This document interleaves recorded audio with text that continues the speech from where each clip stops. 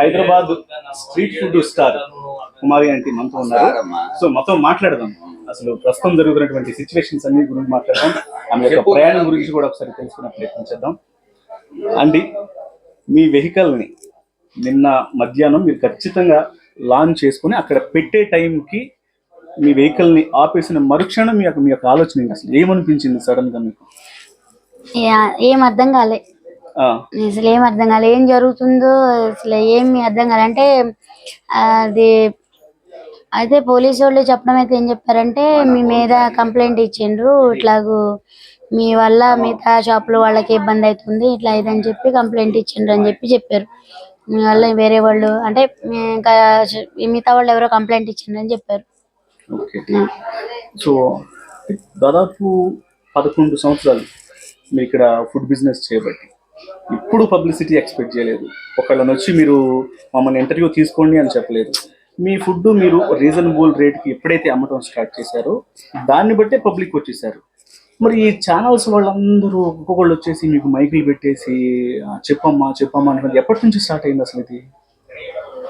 అంటే ఇది two లివర్లు extra అన్న దగ్గర నుంచి ముందు నుంచి చాలా వైరల్ అయిపోయారు. అంటే ఫుడ్ పరంగా బాగుంటది అనేది ఫస్ట్ నుంచి ఉంది నాకు అక్కడ అనేమనేది.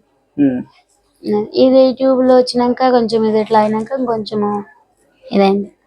అంటే ఎట్లా అనుకోవచ్చు, మీరు అంటే ప్రతి ఒక్కళ్ళని రిసీవ్ చేసుకునే విధానం కావచ్చు, వాళ్ళందరినీ మీరు బాగా రిసీవ్ చేసుకోవటం, వాళ్ళని వెంటనే రీజనబుల్ ప్రైస్కి మీరు ఆ ఫుడ్ అనేది పెట్టడం, ఇదే మీ పబ్లిసిటీ అయిందా? లేకపోతే ఎవరన్నా వచ్చి మిమ్మల్ని స్వతహాగా హైలైట్ చేసింది ఏమన్నా ఉందా? అసలు ఇంతకుముందు ఎప్పుడన్నా జరిగిందా? అంటే అసలు ఇది ఎవరు తిట్టున్నారు ఎవరు తీయట్లేదు కూడా తెలియదు నాకు. ఇంకొంతమంది ఆంటీ ఆంటీ అంటూ ఇదిగా అని చెప్పి వచ్చి ఇది చేస్తారు. అంటే దీంట్లో ఇది ఎంత ఇది వెళ్ళుద్ది ఇదేంటనేది దీని గురించి మనకు పెద్దగా తెలీదు. ఇప్పుడు ఇవాళ ఒక్కొక్కళ్ళు ఇట్లా ఇదిగా అంటే ఇప్పుడు తెలుస్తుంది అన్నమాట. అంటే మంచి ఎంత ఉందో చెడు మంచి ఎంత ఉందో చెడు ఎంత ఉందని.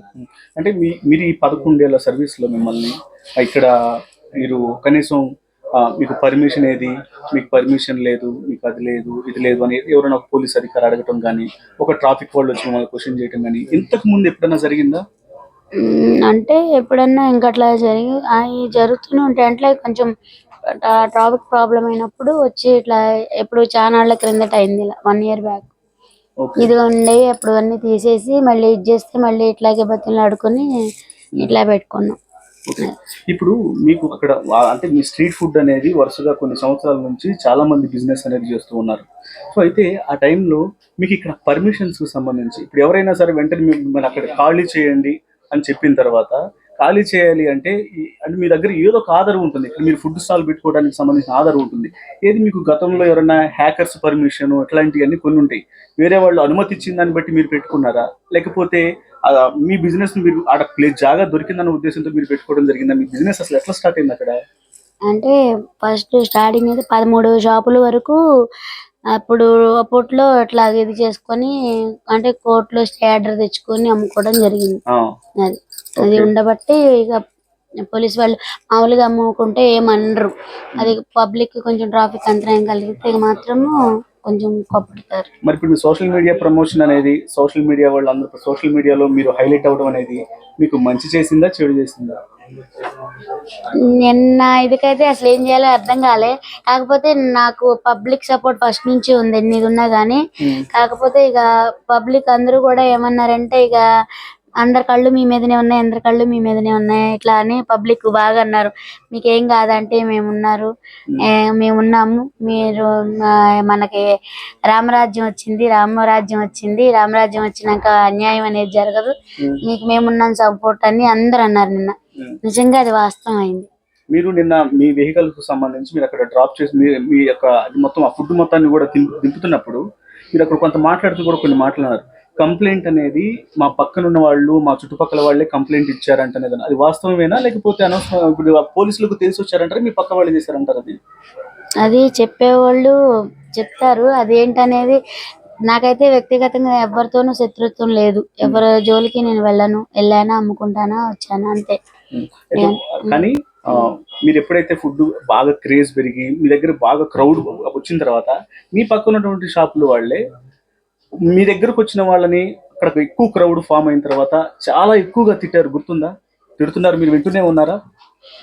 మీకు బుద్ధి ఉందా, అసలు మీరు మనుషులేనా అని చెప్పండి, అవన్నీ మాటలు కూడా మీరు వింటూనే ఉన్నారు.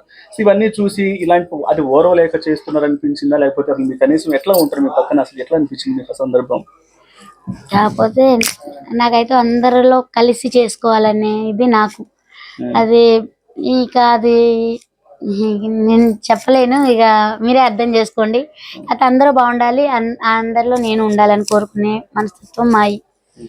సో వాట్ ఎవర్ ఫైనల్ గా ఒక ఇబ్బంది అయితే ఎదురైంది, కానీ ఆ ఇబ్బంది నుంచి వెంటనే ఆ ఫుడ్ వెంటనే మీరు అక్కడ పెట్టుకోవచ్చు అనే ఒక పర్మిషన్ అనేది కూడా మళ్ళీ వచ్చిందని తెలిసింది. సో ప్రజెంట్ ఓకే, ఇప్పుడు హ్యాపీనా? నా హ్యాపీ, చాలా అంటే చాలా హ్యాపీ. రేవంత్ రెడ్డి సార్కి ధన్యవాదాలు.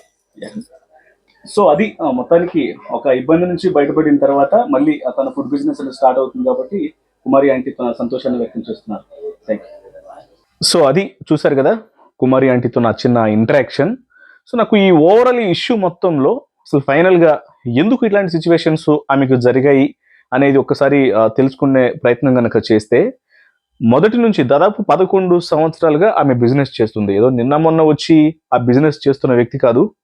స్ట్రీట్ ఫుడ్ అనేది, ఆమె మీల్స్ అమ్మటం అనేది గత 11 సంవత్సరాల నుంచి జరుగుతుంది అక్కడ. సో రీసెంట్గా ఎందుకు ఇంత ఈ టైంలోనే ఇంత హడావిడి అయిందంటే, మనకు ఇదంతా కూడా ఈ సోషల్ మీడియా పాపులారిటీ వల్లనే. సోషల్ మీడియా అనేది ఎప్పుడైతే ఆమెని ఫోకస్ చేసి ఒకళ్ళు 1 by 1 యూట్యూబర్స్ కావచ్చు, లేకపోతే మొబైల్లలో వీడియోలు తీసి ఆమెను ఇన్స్టాలలో ఫేస్బుక్లలో పెట్టి ఆ రకమైనటువంటి పబ్లిసిటీ వచ్చిన తర్వాత దానికి జనం ఎక్కువ వ్యూస్ అనేది రావడం ద్వారా ఒకళ్ళ నుంచి ఇంకొకళ్ళు రెవెన్యూ బాగా డబ్బులు వచ్చేస్తాయి, ఆమెను వీడియో పెట్టేస్తే మనకి ఎక్కువ మంది సబ్స్క్రైబర్లు, ఫాలోవర్లు, ఎక్కువ వ్యూస్ వస్తున్నాయి అన్న ఉద్దేశంతో చేసిన పని చివరికి ఎంత దాకా తీసుకొచ్చింది అంటే, అక్కడ ఒక మొత్తం ట్రాఫిక్ డిస్టర్బెన్స్ ను క్రియేట్ చేయడమే కాదు, ఆ పక్కనున్న షాపుల వాళ్ళు వాస్తవానికి మన పక్కన మన బిజినెస్ డల్ అయిపోతూ పక్కన వాళ్ళ బిజినెస్ రోజు రోజుకు మరింత ఎక్కువైపోతుందంటే ఆటోమేటిక్ గా పక్కనున్న వాడికి ఆ ఈర్ష్య అనేది ఉంటది కాబట్టి, సో వాడు సగం తట్టుకోలేక ఆమె మీద కొంచెం కుళ్ళు పెంచుకోవడం, ఈ సోషల్ మీడియా కారణంగా హైప్ అనేది ఎక్కువైపోయి ఎక్కడెక్కడ ఉన్న వాళ్ళు కూడా తినడానికి అక్కడికే వచ్చి డైరెక్ట్ గా బండ్లు మొత్తం తీసుకొచ్చి రోడ్ల మీద పార్క్ చేయటం, ఇలాంటి సిచ్యువేషన్స్ అన్ని కూడా చివరకు ఆమెకే కొంత ఇబ్బందులు సృష్టించాయి. బట్ ఆమె ఎలాంటి వ్యక్తి అంటే మాత్రం, అసలు ఒక పర్సన్ ఏ సిచ్యువేషన్ వచ్చినా ఇట్లనే ఉంటారా, అయితే నవ్వుతుంది, లేదంటే బాధపడుతుంది. నేను ఇవాళ ఆమెను చూసిన దాంట్లో ఆ డే మొత్తం చూసాం, చాలా కొన్ని గంటల పాటు గమనించాము. ఎంతమంది యూట్యూబర్స్, ఎంతమంది ఛానల్ వాళ్ళు, ఎంతమంది వచ్చినా సరే ఇంకా చాలు అనే మాటే ఆమె నోట్లో నుంచి రావట్లేదు. సో అంత ఓపిక ఉంది, అంత సానుకూలంగా రెస్పాండ్ అవుతున్న వ్యక్తి, అంత మంచిగా పలకరిస్తున్నటువంటి వ్యక్తి. అంటే ఆమె ప్రవర్తన ఏం కాదు, ఆమె మనస్తత్వం అట్లాంటిది. సో అలాంటి వాళ్ళు ఖచ్చితంగా బిజినెస్ పరంగా ఆమె మంచితనమే మనం ఆల్రెడీ వీడియోల్లో చూసాం. ఆమె జనాలందరినీ బాగా పలకరిస్తూ ఉంటది. ఆ మంచితనం కూడా కొంచెం బాగా అందరూ ఆమె దగ్గరకు వచ్చి తినడానికి హెల్ప్ అయింది అనేది అందరూ చూసాము.